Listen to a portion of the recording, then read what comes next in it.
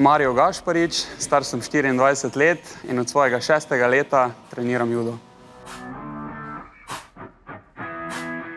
Ja, vstopom v šolo sem probal različne športe, od košarke, nogometa, rokometa, plezanja, ampak smo hitro ugotovili, da je judo tista prava pot. Tudi moje telesne predpozicije so najbolj ustrezale temu športu in že od samega začetka sem se na Blazini počutil najbolj domače. Judo klub Impol je klub z zelo dolgo zgodovino.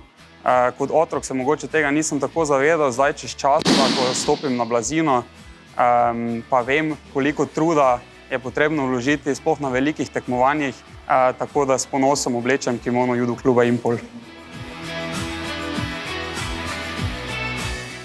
Leta tekmovanja se je nabralo nekaj vidnih rezultatov, poleg državnih medalj, še uvrstitve na mednarodnih tekmovanjih in evropskih pokalih. V zadnjih letih sem malenkost več pozornosti namenil šoli, faksu, zaključil to in sedaj ciljam višje.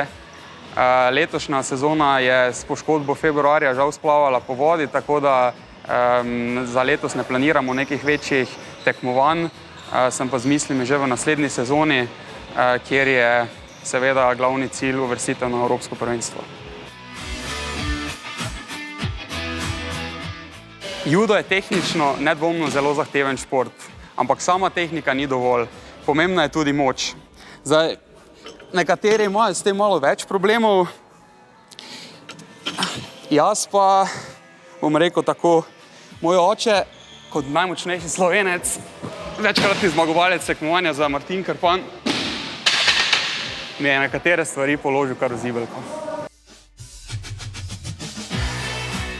Športniki smo v Slovenski Bistrici s kimono ali brez nedvomno zelo dobri prijatelji. Leto 2024 je olimpijsko leto. Judoisti judo kluba Impol bomo normo nazbirali za naslednje olimpijske igre, ki bojo v Los Angelesu 2028.